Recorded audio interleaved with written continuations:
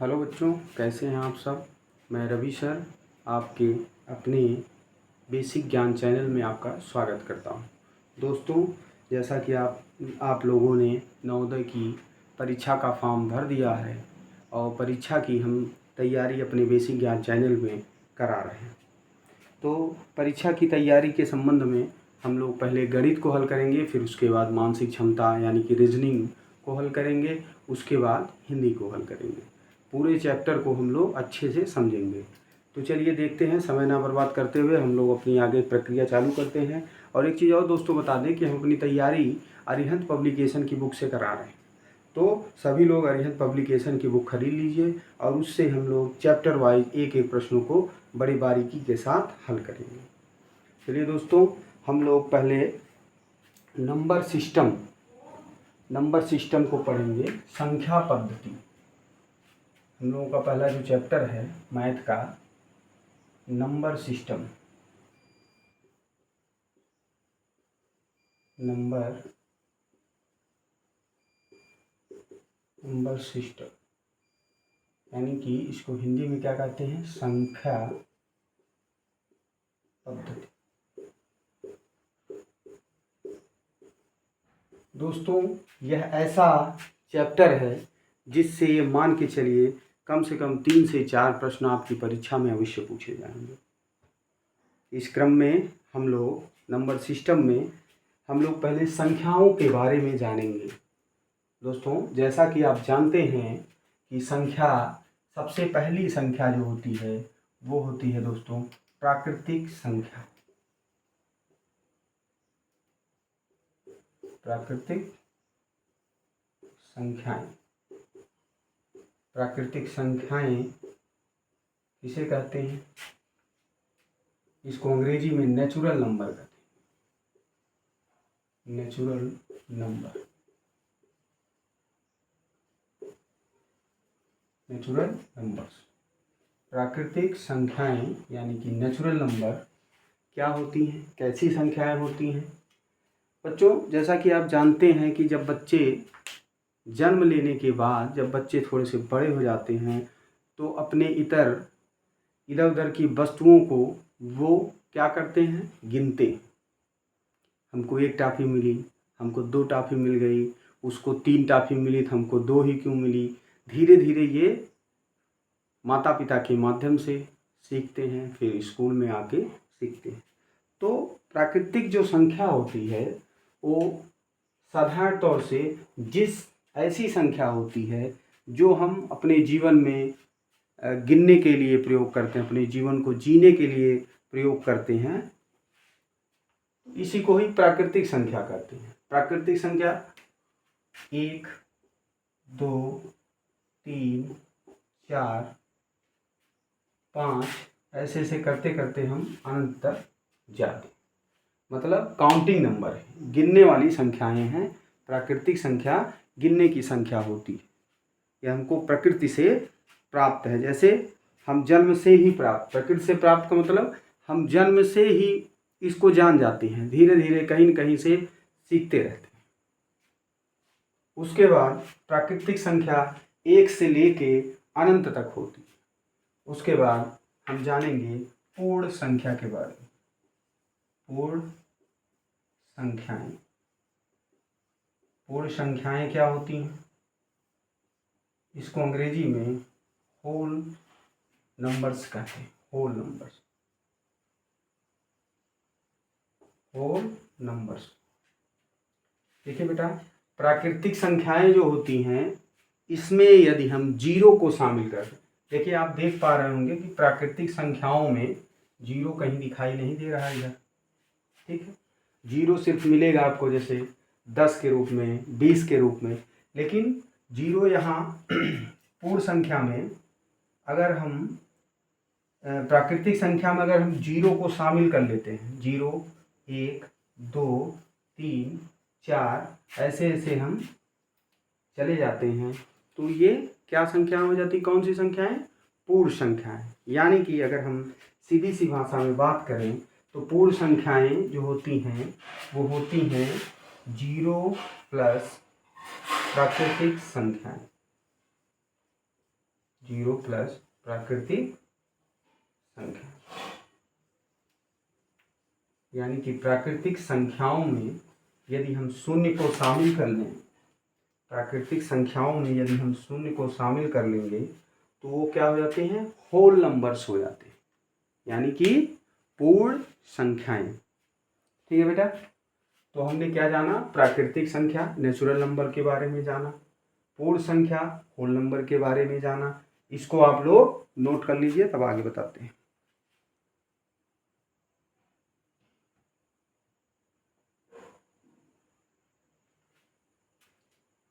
Note कर लिए।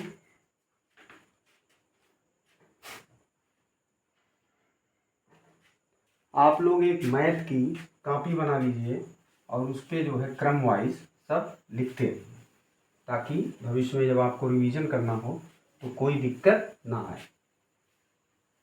प्राकृतिक संख्या और पूर्ण संख्याओं के बाद एक संख्या आती है भाज्य संख्या।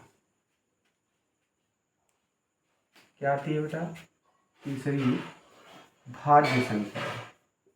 भाज्य संख्या, भाज्य संख्याएं क्या होती हैं, भाज्य संख्याएं कंपोजिट नंबर इसको कहते हैं।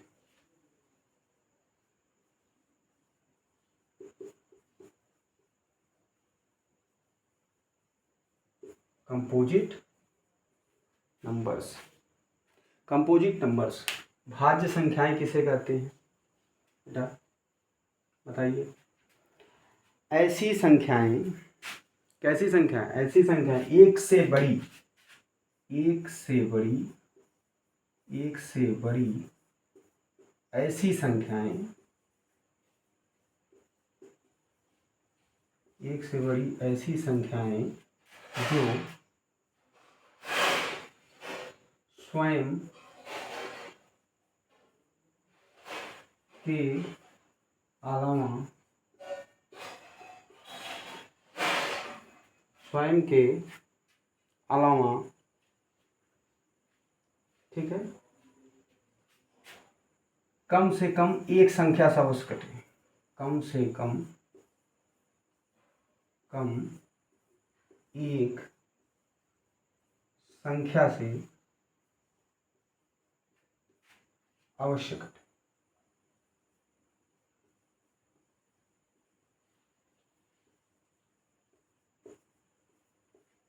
ठीक है, भाज्य संख्या यानी कि कंपोजिट नंबर किसे कहते हैं, एक से बड़ी ऐसी संख्याएं, एक से बड़ी ऐसी संख्याएं जो स्वयं और किसी एक संख्या से तो जरूर कट जाएं।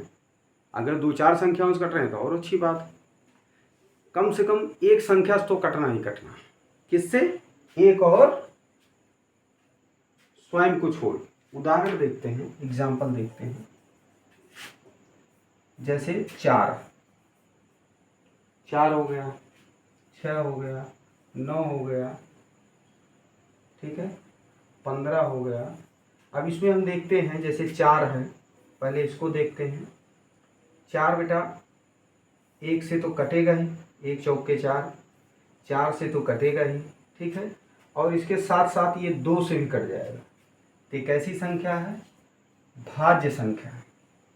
कैसी संख्या है, भाज्य संख्या है, मतलब ये कट जाएगी। किससे कट जाएगी, एक से तो कटती ही सारी संख्याएं बेटा एक से कट जाती हैं, और सारी संख्याएं स्वयं से तो कटती ही हैं।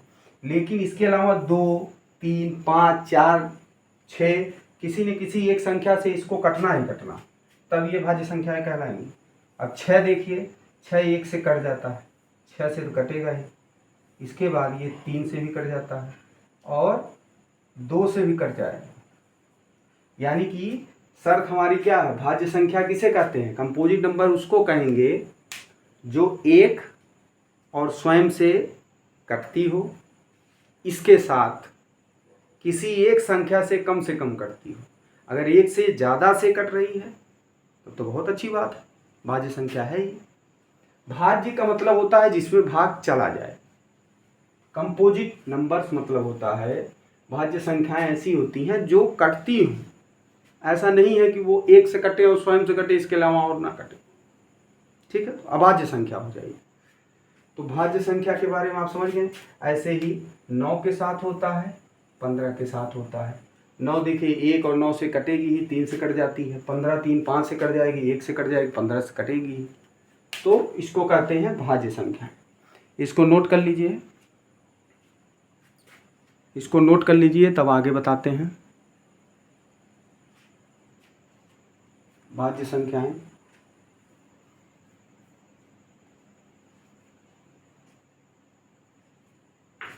अब भाज्य संख्याओं के बाद हम लोग पढ़ेंगे अभाज्य संख्याएं। आपके मन में विचार आ रहा होगा कि कटने वाली संख्या तो सर जी बता दिए, तो बिना कटने वाली कब बताएंगे? तो भैया लीजिए, अभी तुरंत बता दे रहे हैं। भाज्य संख्या मतलब, भाज्य संख्या किसे कहते हैं?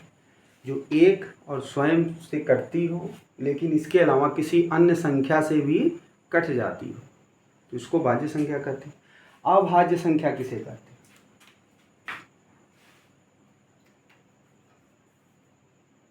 अभाज्य संख्या, अभाज्य संख्या, इसको अंग्रेजी में क्या कहते हैं?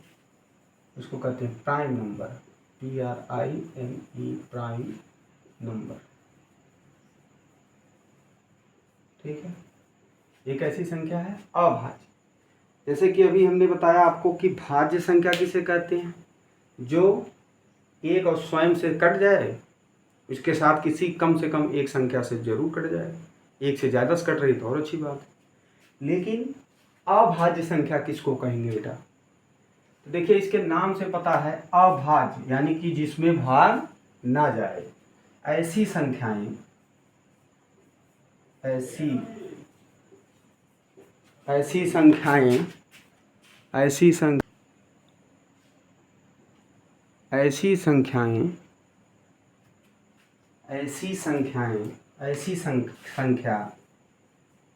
ऐसी संख्या जो अभाज्य संख्या की बात कर रहे हैं, ऐसी संख्या जो एक एवं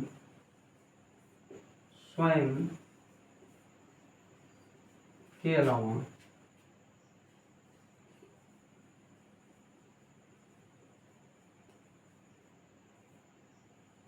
किसी और संख्या से न कटे, और संख्या से न कटे। जैसे उदाहरण, एग्जाम्पल देखते हैं। उदाहरण जैसे क्या हो जाएगी बताइए? एक को छोड़ दीजिए, जैसे 2 3 5 7 9 नहीं 11 13 17 ऐसे से चलते। अब देखिए, जैसे 2 है बेटा, 2 जो है ये देखिए एक से कटेगी और स्वयं से कट जाएगी। ठीक है, 2 जो है अभाज्य संख्या में जो सबसे छोटी अभाज्य संख्या 2 है, एक से कट रही, स्वयं से कट रही। 3 भी वही, एक से कट रही है और 3 से कट रही। 5 भी जो है 1 और 5 से कट रहा। 7 भी वही है। तो ये सब कैसे संख्याएं हैं बेटा? अभाज्य संख्याएं हैं। ठीक है, कैसी संख्याएं हैं? 2 के बारे में थोड़ा सा लिख लीजिए। 2 जो है, 2 सबसे छोटी अभाज्य संख्या, सबसे छोटी अभाज्य संख्या।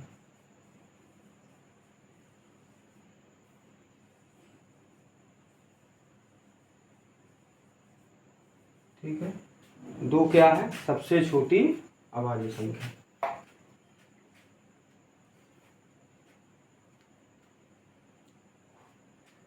और दूसरी बात क्या है? 2 एकमात्र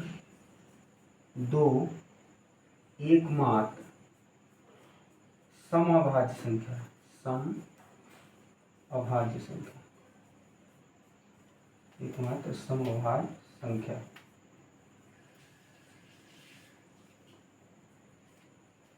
समअभाज्य का मतलब क्या होता है? सम के साथ अभाज्य भी।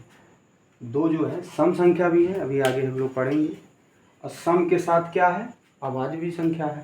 तो इसलिए इसको बेटा दो को सबसे छोटी अभाज्य संख्या दो है।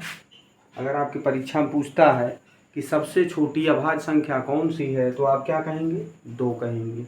लेकिन दो के साथ एक सीन और, दो सबसे छोटी अभाज्य संख्या तो है ही, इसके साथ सम संख्या भी है। इसलिए कहा जाएगा कि यह एकमात्र सम अभाज्य संख्या है। कौन? दो। एकमात्र सम अभाज्य संख्या है दो। इसको दो को बेटा ध्यान से देख लीजिएगा, इससे अक्सर प्रश्न पूछता है। ठीक है, इसको नोट कर लें, तब आगे बताते हैं।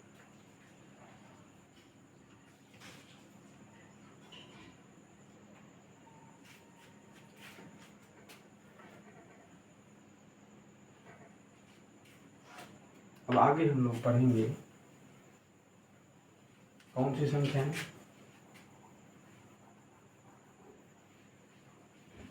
सम संख्या। क्या पढ़ेंगे बेटा? सम संख्या। सम संख्या क्या पढ़ेंगे? सम संख्या। अब आगे हम लोग पढ़ेंगे सम संख्या। सम संख्या। सम संख्याएं किसे कहते हैं? अंग्रेजी में क्या कहते हैं इसको? इंग्लिश में इवन नंबर। Even number. ठीक है, सम संख्या।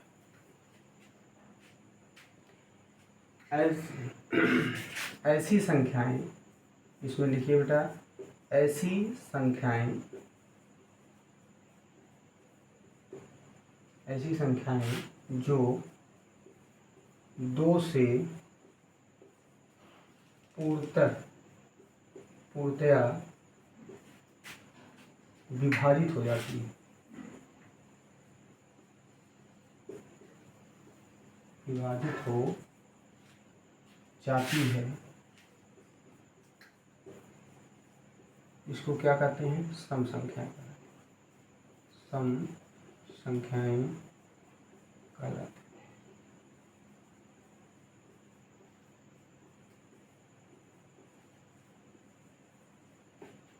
जैसे उदाहरण के रूप में देखिए, एग्जाम्पल 2, 4, 6, 8, 10, 12 ऐसे। अब देखिए दो जो है, इसी को अभी हमने बताया है कि समअभाज्य संख्या है। देखिए सम है, ये देखिए 2 से 4 भी कट रहा है, 6 भी, 8 भी, 10 भी, 12 भी। तो ऐसी संख्याएं जो दो से पूर्णतः विभाजित हो जाती हैं, कैसी? सम संख्याएं कहलाती हैं। कैसी संख्याएं? जो सम संख्याएं होती हैं वो दो से कट जाती हैं। ठीक है, सम संख्या दो से कट जाती है। अब इसी समय देख लेते हैं विषम संख्या। विषम संख्याएं, विषम संख्याएं किसे कहते हैं? ठीक है, ऑड नंबर।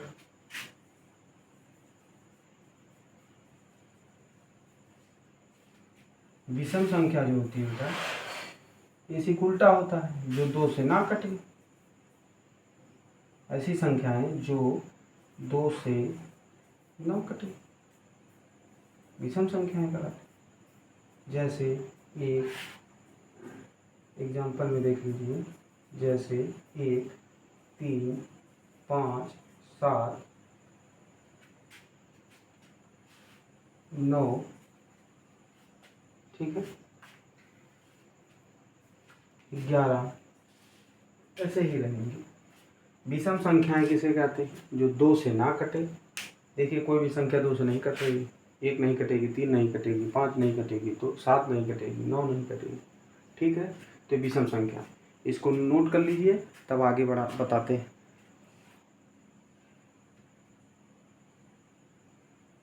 ठीक है, विषम संख्याएं और सम विषम संख्याएं हो गई। सम संख्या और विषम संख्या हम लोग पढ़ लिए हैं। ठीक है, अब हम लोग क्या पढ़ेंगे?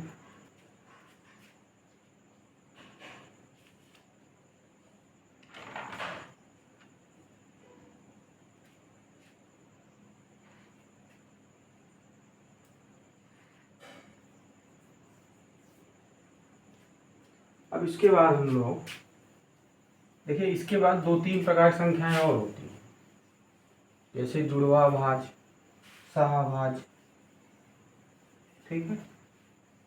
2 संख्याएं और होती हैं, उनको पढ़ लीजिए, तब आगे हम लोग कुछ और पढ़ेंगे, ठीक है। तो देखिए, जुड़वा अभाज्य संख्या, अगली क्या है, जुड़वा। अभाज्य संख्या आपने पढ़ा, अब ये जुड़वा मतलब साथ में रहेंगे दो, जुड़वा अभाज्य संख्या, ठीक। जुड़वा अभाज्य संख्याएं क्या है, ठीक। ट्विन प्राइम नंबर,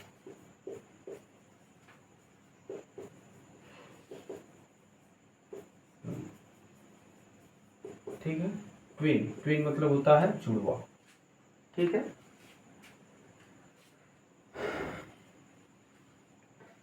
ठीक है बेटा, 2 क्रमागत अभाज्य संख्याएं ट्विन प्राइम नंबर कहलाती है। 2 क्रमागत अभाज्य संख्या, 2 क्रमागत अभाज्य संख्याएं संख्याएं 2 क्रमागत अभाज्य संख्याएं जुड़वा अभाज्य कहलाती हैं, ठीक है। जुड़वा अभाज्य संख्याएं कहलाती हैं। जैसे एग्जाम्पल देखते हैं, जैसे 3, 5, ठीक है। 7, 9, 7 और 9, ठीक। 3, 5, 7, 9 और 11, 13 मान लो, ऐसे ही हो जाए, ठीक है। अब देखिए, 2 क्रमागत अभाज्य संख्याएं, 3 और 5 अभाज्य संख्याएं हैं, ये 2 क्रम से हैं। क्रमागत का मतलब होता है, जैसे अभाज्य संख्या हमने क्या पढ़ा था बेटा, थोड़ा समझ लीजिए, जैसे 1, 3, 5, 7, ठीक है, 9, 11, 13। अब देखिए, 2 क्रमागत अभाज्य, जैसे ये मान लीजिए है, ये हो गया, ठीक है। जैसे क्रम से आए, जैसे मान लीजिए यहाँ हमने 3 और 5 लिया है, तो 3 के बाद 5 आता है, तो 3, 5 ले लिया है। 7 के बाद 9 आएगा, ठीक है, 9, 7 के बाद 11 अभाज्य में आता है, 13 आता है, ठीक है। तो मतलब जो क्रम से है, जो अभाज्य संख्याएं जो क्रम से हैं, उनको साथ में ले लिया गया, 2 संख्याओं को साथ मिला दिया गया, ठीक है। तो क्या कहलाते हैं, जुड़वा अभाज्य। अभाज्य संख्या को आपने हमने बताया अभी, ऐसी संख्याएं जो स्वयं और एक के अलावा ना कटें, ठीक है, लेकिन जुड़वा अभाज्य संख्याएं कहलाती हैं, ठीक है। अब जैसे मान लीजिए, उदाहरण को फिर से एक बार समझ लीजिए, आप नहीं समझ पा रहे होंगे। जुड़वा का मतलब होता है, जैसे ए और बी है, ये साथ में है तो जुड़वा है, बी और सी है साथ में है, जुड़वा है, ठीक। ए और डी है, ठीक, साथ में है तो जुड़वा नहीं मानेंगे, क्योंकि देखिए, ए के बाद बी आता है, बी के बाद सी आता है, सी के बाद यहाँ सी डी अगर होता तब ये जुड़वा माना जाता है, ठीक है। इसी हिसाब से जो हमारी अभाज्य संख्याएं हैं, उनको हम अगर क्रम से लिख लेते हैं साथ ही, जैसे अभाज्य संख्या 1 3 है तो 3, 5 लिख लिए, ठीक। इसके बाद मान लीजिए 7 है, और इसके बाद अगर मान लीजिए कोई संख्या, अब जैसे मान लीजिए हमने इधर बीच कर बताया, अभी मान लीजिए हम 13 और 17 लिख लिए, ठीक है। तो ये भी तो क्रम से है, 13 के बाद 17 आता है, क्रम से हो, अभाज्य संख्याएं हो और उनको क्रम से 2 संख्याओं को एक साथ मिला देंगे तो जुड़वा अभाज्य हो जाएगा। समझ में आ गया कि नहीं भाई, क्रम से हो, क्रम से मतलब 1 3 5 7, ठीक है, ऐसे हो, ये ना हो कि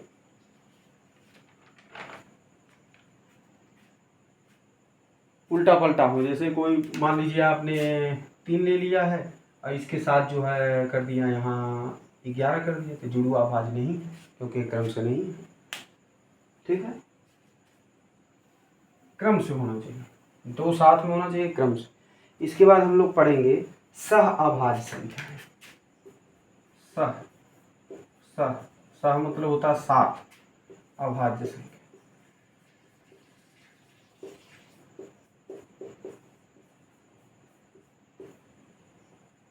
ठीक, को प्राइम नंबर, को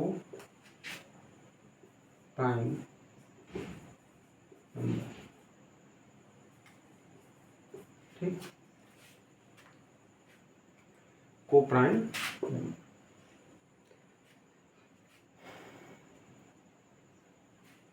ठीक है बेटा, यदि दो संख्याओं में केवल एक उभयनिष्ठ गुणनखंड हो तब ऐसी संख्याएं सहअभाज्य संख्या। दो संख्याओं में यदि दो संख्याओं में यदि दो संख्याओं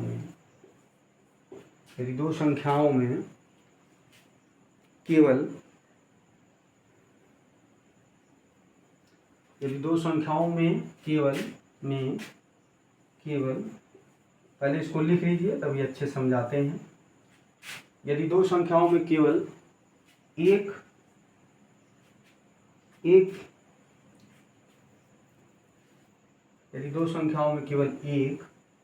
उभयनिष्ठ को बेटा क्या कहते हैं, कॉमन उभयनिष्ठ। यदि दो संख्याओं में केवल एक उभयनिष्ठ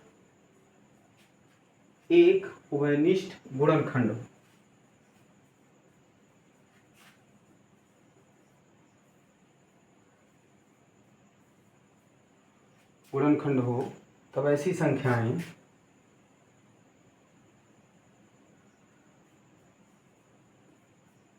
अभी बेटा समझा दे रहे हैं। ऐसी संख्याएं सहअभाज्य यानी कि को प्राइम नंबर का। ठीक है, इसके कहने का मतलब ये है कि जैसे मान लो उदाहरण के तौर पे कोई संख्या मान लीजिए सह माने 7 हैं, 2 और 3। ठीक, अब 2 और 3 में क्या हो रहा है, देखिए 2 1 से कटेगी और स्वयं से कट जाएगी, 3 1 से कटेगी स्वयं से कटेगी। ठीक है, अब ये बताइए कि इन दोनों पक्षों में, यहाँ और यहाँ में, दोनों में कौन सी संख्या समान है, एक ही तो समान है। यानी कि एक ऐसी संख्या है जो 2 और 3 दोनों को काट रही है। इसके अलावा 2 अगर 2 को काट रही 3 को नहीं काटेगी, 3 अगर 3 को काटेगी 2 को नहीं काटेगी। तो इसीलिए सहअभाज्य संख्याएं वे संख्याएं होती हैं जैसे दो संख्याएं जो साथ में हैं उनमें से केवल एक ही उभयनिष्ठ गुणनखंड, एक ओनली वन। अगर वो किसी और अन्य संख्या से, मतलब जैसे मान लीजिए उसके अलावा एक के अलावा और दूसरा कोई संख्या से कटने लगी तो वो नहीं कॉमन होता। कॉमन का मतलब क्या होता है, जो दोनों पक्षों में उपस्थित हो उसी को क्या कहते हैं, उभयनिष्ठ या कॉमन कहते हैं। जैसे 2 3 हो गया। अब एक उदाहरण ले लीजिए 4 और 5 ले लीजिए, ये साथ में है तो सह है।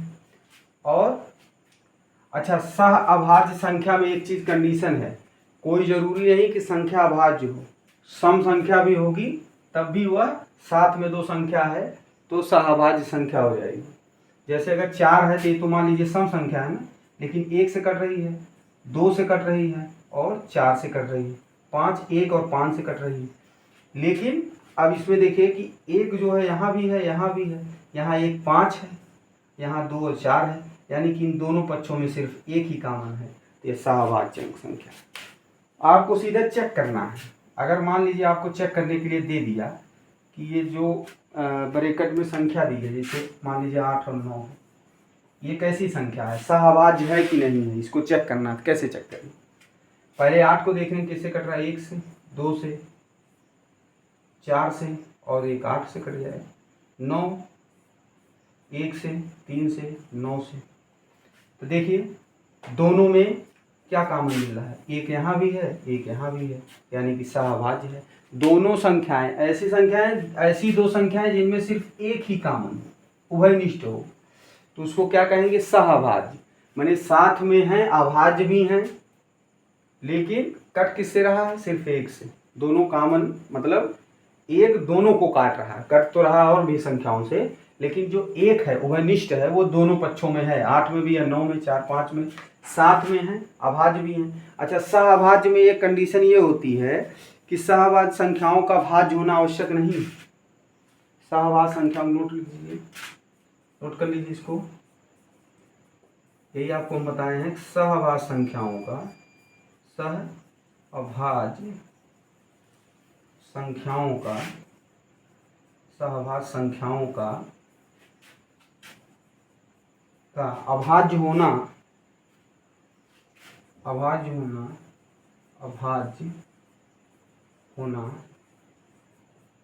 सहभाज्य संख्याओं का अभाज्य होना, नोट कर लीजिए इसको, आवश्यक नहीं, आवश्यक नहीं। ठीक,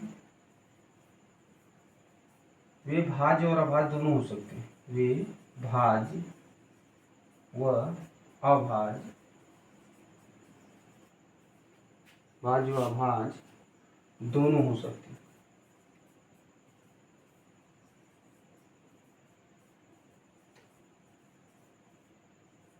ठीक है, देखिए कह रहा है कि सहभाज्य संख्या को प्राइम नंबर किसे कहते हैं, यदि दो संख्याओं में केवल एक ही उभयनिष्ठ हो तो ऐसी संख्याएं क्या होती हैं, को प्राइम नंबर होती हैं, जैसे 2, 3, 4, 5, 8, 9 ऐसे ही। ठीक है, अब इसमें क्या होता है कि कॉमन एक जो है वो 2 में भी रहना चाहिए, 3 में भी रहना चाहिए, मतलब और उसके अलावा कोई संख्या ना हो। जैसे मान लीजिए अगर हमने उदाहरण पे एक लिख दिया कि 4 और 6 ये को प्राइम नंबर है कि नहीं, अभी 1 से कट रहा है, 2 से कट रहा है, 4 से कट रहा है, 1 से कट रहा है, 3 से कट रहा है, 2 से भी कट रहा है, 6 से भी कट रहा है। तो देखिए एक तो है दोनों में, लेकिन 2 भी तो मिल रहा है, तो ये को प्राइम नंबर नहीं होगा, सिर्फ एक ही मिलना चाहिए कॉमन। कॉमन का मतलब उभयनिष्ठ। आई होप आपको समझ में आ गया होगा। सहअभाज्य संख्या, सहअभाज्य संख्याओं का भाज्य होना आवश्यक नहीं है, वे भाज्य तथा अभाज्य दोनों हो सकते हैं। जैसे ये देखिए 4 है, भाज्य है, ये अभाज्य है, तो साथ में है। ठीक, ये भी सम संख्या है यानी भाज्य है, ये भी भाज्य है। ठीक, ये भाज्य है, अभाज्य है। ठीक, अब हम लोग संख्याओं को लगभग पढ़ चुके हैं। अच्छा, इसमें नंबर सिस्टम में आपके रोमन संख्या पद्धति भी है, रोमन अंक। जैसे रोमन अंक क्या होता है, लेकिन रोमन अंक जो है, हम लोग वीडियो बहुत बड़ा हो जाएगा तो हम सोच रहे हैं थोड़ा सा कुछ और इसमें बचा है उसको बता दें। रोमन अंक जो होता है, जैसे 1 को हम कहते हैं ऐसे, 2 को कहते हैं ऐसे, ठीक, 3 को ऐसे कह देते हैं, ठीक है, ऐसे कहते हैं।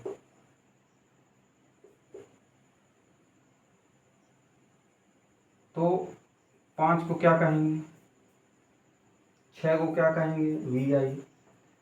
तो ये चीज़ हम रोमन अंकों का एक वीडियो अलग से बना देंगे, छोटा वीडियो 5-10 मिनट का बना देंगे रोमन अंकों के लिए।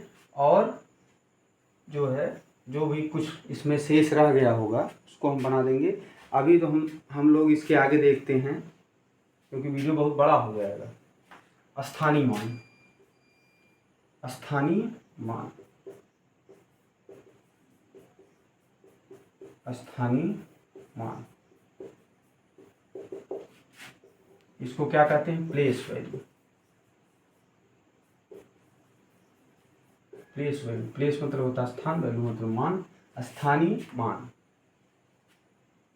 ठीक है, स्थानीय मान किसे कहते हैं, जैसे इसको हम उदाहरण के माध्यम समझा दें, अच्छे समझ में आ जाए।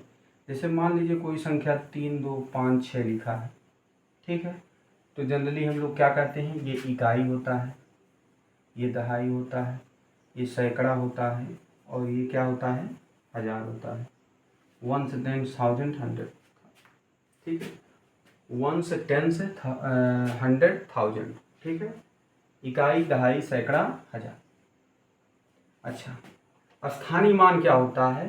किसी संख्या का स्थान पे जो मान होता है उसका स्थानीय मान हो जाएगा, ठीक है। जैसे मान लीजिए हमने 6 का पूछा, तो 6 इकाई के स्थान पे है तो 1 का गुणा हुआ 6 हो गया, 6 का स्थानीय मान 6 हो गया। 5 का स्थानीय मान क्या हो जाएगा? 5 दहाई के स्थान पे है तो 10 का गुणा हुआ 50 हो गया, ठीक है। 2 का स्थानीय मान पूछा तो 2 गुणे किस पे? इकाई, दहाई, सैकड़ा, यानी कि 1 के आगे 2 जीरो, 200 हो गया, ठीक है। 3 का स्थानीय मान पूछा, 3000 पे है, 3000 हो गया, ठीक है। यही स्थानीय मान होता है किसी संख्या का, उसके स्थान पे जो मान होता है वही उसका स्थानीय मान होता है, ठीक है। स्थानीय मान मतलब इकाई दहाई के अनुसार जो संख्या हो किस स्थान पे, इकाई पे है कि दहाई पे है कि सैकड़ा पे है कि 1000 पे है कि 10,000 पे है कि लाख पे है, तो इस मतलब हिसाब से हम स्थानीय मान निकालते हैं, ठीक है। स्थानीय मान ये हमने एक उदाहरण से बताया, किसी संख्या का स्थान पर उसका जो मान होता है वही स्थानीय मान होता है। अगर स्थानीय मान हम लोग अंकित मान एक होता है, स्थानीय मान होता है, एक अंकित मान होता है। अंकित मान मतलब होता है उस संख्या का जो उसका फेस वैल्यू है, मतलब जो संख्या स्वयं है वही उसका अंकित मान होता है। लेकिन स्थानीय मान हम देखते हैं, एक उदाहरण समझते हैं। मान लीजिए आपको सवाल आ गया 5 6 2 5 का स्थानीय मान निकालिए। मान लीजिए, वैसे ये सवाल आएगा नहीं, मान बताइए। ये आपको आपके क्लास में, बोले कक्षा 5 की क्लास में दिया होगा, लेकिन परीक्षा में ऐसे नहीं पूछेगा। परीक्षा में जो पूछेगा अभी हम बाद में बताते हैं, पहले इसको समझो। स्थानीय मान निकालने का तरीका है इकाई, दहाई, सैकड़ा और हजार, जैसे कि अभी हमने बताया था। लेकिन अगर मान लीजिए आप इससे थोड़ा सा दिक्कत आपको होती है तो आप ऐसे करिए, 5 लिख लीजिए, ऐसे 2 लिख लीजिए, ऐसे 6 लिख लीजिए, ऐसे फिर 5 लिख लीजिए, गुणे 1 लगा लीजिए। ये तो सब में करना है बेटा, ठीक है। अब 5 इकाई के स्थान पे तो ये अकेले हो जाएगा 5, 2 देखिए 2 का निकालना तो 2 तक हम इसे ढक लेंगे। इसके बाद एक संख्या दिख रही थी, 1 जीरो बढ़ा देंगे, 2 जीरो हो गया। अब 6 का निकालना है तो 6 तक ढक लेंगे, 2 संख्या है तो इसके आगे 2 जीरो बढ़ा देंगे, 600 हो गया। अब 5 का निकालना, 5 का हम ढक लिए, कितनी संख्या बची? 3, तो 3 जीरो बढ़ा दिए, देखिए 5000 हो गए। ये कैसे गुणा हो रहा है बेटा? 1 का 5 में गुणा करेंगे तो 5 आ जाएगा। अब इसमें देखिए 2 का गुणा 10 में करेंगे तो 2 दहाई 20 होता है, पहाड़ा आपको याद ही है। लेकिन 1 का गुणा हम 2 में किए, 1 जीरो है, 1 2 है 2 और जीरो है तो जीरो यहाँ लगा दिए। 1 का पहाड़ा 6 में पड़े, 6 का है 6 और 2 जीरो है तो इसके आगे 2 जीरो बढ़ा दिए। 1 का देखिए 5 में किए, 1 5 पंचे 5 और 1 2 3 जीरो है तो 1 2 3 जीरो, ठीक है। तो ऐसे स्थानीय मान निकलता। स्थानीय मान बहुत कठिन नहीं है, बहुत ही सिंपल होता है। आप ऐसे करते हुए पूरा करके निकाल लेंगे। अब इसी में क्या पूछ सकता है सवाल, थोड़ा सा हम बता दें आपको। सवाल इतना पूछ सकता है, जैसे मान लीजिए पूछ लिया कि इसके स्थानीय मानों में 5 के स्थानीय मानों का अंतर बताइए, कि स्थानीय मानों का अंतर बताइए। अंतर का मतलब होता है माइनस, घटाना। अब 5 के स्थानीय मान देखिए, 5 यहाँ भी है 5 यहाँ भी है, तो इसका निकाल लिए, 5 इकाई के स्थान पर 5 हो गया। अब ये देखिए 5 गुणे 1 कर दिए, 5 के बाद देखिए 1 2 3 संख्या है, 5000 हो गया। या इकाई दहाई सैकड़ा हजार पे 5 है तो 5000। अब इन दोनों का अंतर निकालना, तो बड़ी संख्या में से हम छोटी संख्या घटा देंगे, 5000 में से -5 कर देंगे। 5 इकाई के नीचे रख दिए, जो संख्या बची उसके नीचे 0 कर दिए। अब देखिए 0 में से 5 नहीं जाएगा तो इधर से अपना हासिल ले लिया, इसके पास गया इसके पास गया, यहाँ 10 हो गया, इसको दिया यहाँ 10 हो गया, इसको दिया यहाँ 10 हो गया। 10 में से 5 गया 5, यहाँ 9 बच गया, यहाँ 9 बच गया और यहाँ क्या बच गया 4, 4995 जो आ गया, यही 5 के स्थानीय मानों का अंतर आ गया। ऐसे पूछेगा प्रश्न। अब हम लोग स्थानीय मान के बाद देखते हैं अंकित मान। अभी जो प्रश्न में आएगा तो हम इसको फिर से बताते रहेंगे, आप बिल्कुल टेंशन मत लीजिए। अगर आपको मान लीजिए कहीं समझने में कोई दिक्कत परेशानी आ रही है तो आप बिल्कुल इत्मीनान से जुड़े रहिए, आपका 100% आपको समझ में आएगा, ये हमारी गारंटी। इसमें बहुत ज़्यादा परेशान होने की जरूरत नहीं। अब एक संख्या हम पढ़ते हैं अंकित मान। अंकित मान क्या होता है? अंकित मान, अंकित मतलब जो निश्चित होता है, अंकित मान इसको कहते हैं फेस वैल्यू या फेस वैल्यू। जैसे 5 का अंकित मान 5 होता है, 3 का अंकित मान 3 ही होगा। जैसे मान लीजिए कोई संख्या लिखा 2 3 5 3, अगर कह दिया इसके अंकित मानों का अंतर ज्ञात कीजिए 3 के, तो 3 यहाँ है 3 यहाँ, तो दोनों के अंकित मान 3 3 हो गए, 3 3 करके 0 हो गया, यही इसका आंसर आ जाएगा। अंकित मान किसी संख्या का वह मान होता है जो संख्या स्वयं में वही पढ़ी जाती है। जैसे मान लीजिए 10 है, अब इसमें पूछ लिया 10 का अंकित मान कितना हो जाएगा, तो भैया 10 है तो 10 है होगा। पूछ लिया 8 है, इसका अंकित मान क्या होता है? 8 ही होगा। अब इस 8 को अकेले पूछ सकता है या इतनी बड़ी संख्या लिख लिया 3 2 3 6 8 3 5 7, अब इसमें पूछ दिया कि जो है 6 का अंकित मान क्या होगा, तो भैया 6 यही है, इसको पकड़ के बाहर कर दो, 6 ही हो जाएगा, यही अंकित मान है। लेकिन जब स्थानीय मान पूछ देगा तो हमको इकाई दहाई सैकड़ा के हिसाब से निकालना पड़ेगा। ठीक है, समझ में आ गया? अंकित मान, अंकित मान वही संख्या स्वयं होती है, बस और कुछ नहीं, ज़्यादा इसमें दिमाग नहीं लगाना। अंकित मान स्वयं वही संख्या जो होती है वही उसका अंकित मान होती है। अब संख्या मान लीजिए बड़ी है तब उसमें एक गिनती पूछेगा। जैसे संख्या पूछ दिया 9 3 7 5, तो इसमें पूछेगा 3 के अंकित मान बताइए, तो 3 का अंकित मान भैया 3 ही होगा। लेकिन स्थानीय मान पूछ देगा तो 3 गुणे 1, इसके बाद 1 2 संख्या है तो 2 0, 300 हो जाएगी। ये हो गया स्थानीय मान, ये हो गया अंकित मान, अंकित मान। ठीक है, अंकित मान स्थानीय मान हो गया। अब एक संख्या होती है एक होता है पॉइंट, पूर्ववर्ती संख्या, पूर्ववर्ती संख्या। पूर्ववर्ती मतलब होता है पहले वाली संख्या, ये भी कोई बहुत ज़्यादा कठिन नहीं। पहले, पूर्व मतलब क्या होता है? पहले। तो पूर्ववर्ती संख्या जैसे 5 की पूर्ववर्ती संख्या क्या हो गई? 4। अब पूछ लिया 9 की पूर्ववर्ती संख्या तो 8। ऐसे कोई भी संख्या है 3 5 6 7, इसकी पूर्ववर्ती संख्या पूछी तो 7, 1 घटा दो, 3 5 6 6 आ जाएगा। पूर्ववर्ती संख्या मतलब यही जो 7 है इसी 6 कर दीजिए। ठीक है, पूर्ववर्ती संख्या मतलब पहले वाली संख्या। अब आगे देखते हैं अनुवर्ती संख्या या उत्तरवर्ती संख्या। अनुवर्ती संख्या क्या होती है? अनुवर्ती संख्या, अनुवर्ती संख्या क्या? अनु मतलब आगे वाली संख्या, आगे वाली संख्या। आगे वाली संख्या क्या होगी? जैसे मान लीजिए लिखा है 5 6 2 8, इसकी अनुवर्ती संख्या, तो 5 6 2 तो ये तो वही रहेगा, 5 6 2 8 की जगह पर 9 कर दीजिए, बस ये 8 जो है 9 में हो गया। मान लीजिए 5 का अनुवर्ती पूछा तो क्या हो जाएगा? 6 हो जाएगा। 10 का अनुवर्ती पूछा तो क्या हो जाएगा? 11 हो जाएगा, यानी कि +1 किया जाता है। अनुवर्ती में 1 जोड़ देते हैं, पूर्ववर्ती में 1 घटा देते हैं। अनुवर्ती को उत्तरवर्ती भी कहते हैं, इसको उत्तरवर्ती भी कहते हैं। इसके मतलब भी उत्तर मतलब होता है बाद में, ये भी बाद में, बाद वाली संख्या हो जाए। अनुवर्ती पूर्ववर्ती संख्या हो गई। ठीक है, अनुवर्ती पूर्ववर्ती संख्या हो गई। अब इसमें इस वीडियो में हमारा जो है लगभग सब कंप्लीट हो गया है।